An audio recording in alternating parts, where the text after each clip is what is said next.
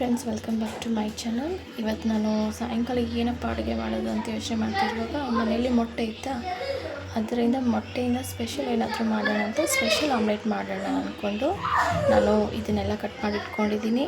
ನಮ್ಮ ಮನೇಲಿರೋದು 4 ಜನಕ್ಕೆ ನಾನು ಇಷ್ಟು ಕಟ್ ಮಾಡಿದ್ದೀನಿ. ನಿಮ್ಮ ಮನೇಲಿ ಎಷ್ಟು ಜನ ಇರ್ತಾರೆ ಅದ್ರ ಪ್ರಕಾರ ನೀವು ಕಟ್ ಮಾಡ್ಕೊಳ್ಳಿ.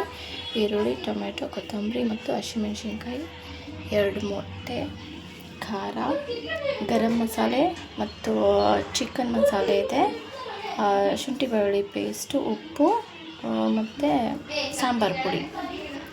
ಇವಾಗ ನೋಡೋಣ ಹೇಗೆ ಮಾಡೋದನ್ನು ನೋಡೋಣ ಬನ್ನಿ.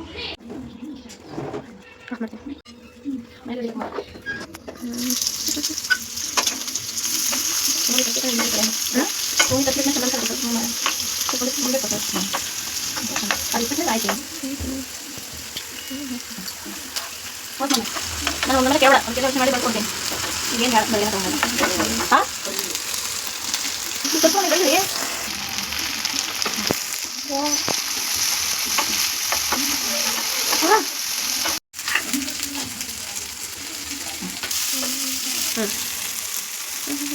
ಎಲ್ಲ ಮಸಾಲೆಯನ್ನು ಹಾಕಬೇಕು. ಹಾಕಿ ಚೆನ್ನಾಗಿ ಇದನ್ನು ಫ್ರೈ ಮಾಡ್ಕೊಳ್ಳಿ.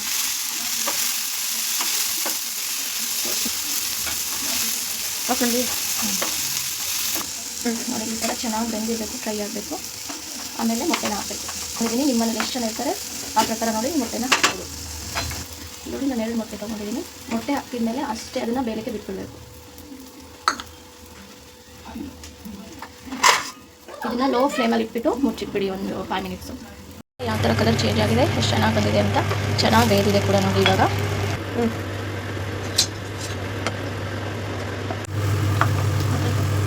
ಇವಾಗ ನೋಡಿ, ಈ ಥರ ಚೆನ್ನಾಗಿ ಬೆಂದಿದೆ. ಇವಾಗ ಇದನ್ನು ಸರ್ವ್ ಮಾಡ್ಕೊಳ್ಳೋಣ.